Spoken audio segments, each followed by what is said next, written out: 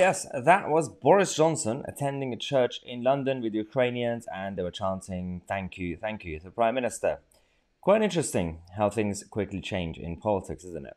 Until 2 weeks ago, we were talking about cake and suitcase of booze, and Starmer was coming up in the opinion polls. Now it's slowly changing again because of what the leadership has shown, and as we always say, crises, especially geopolitical conflicts, do help political leaders, unless they are so bad, like Joe Biden, it's actually damaging him. But usually, it's a good excuse for leadership to show itself and to bring back the support and unify the country and all that nonsense, right? That's politics.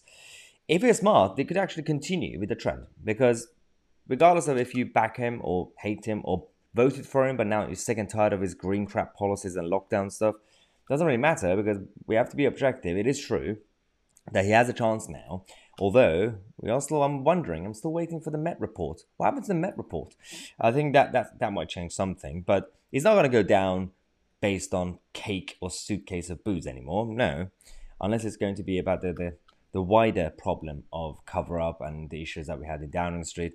Otherwise, he might just about survive, which means all the new honeymoon period stuff that he's been doing recently with promising future tax cuts and hinting that he might minimize the COP26 promise, the net zero target. He might minimize that so he could actually help with the energy crisis. If he does all that, and if he actually becomes conservative again, at least on the surface, or we know that politicians, they're all basically not intellectually completely consistent all the time. So all I care about is action and the outcome of policies. I don't really care what he actually thinks inside his brain. All I want is real conservative outcome. So if he could do that, then he might just about survive. And I can imagine Keir Starmer is freaking out right now because the polls are again changing.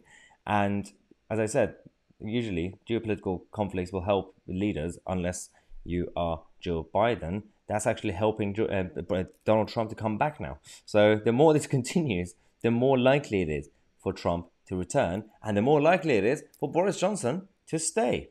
Weird, right?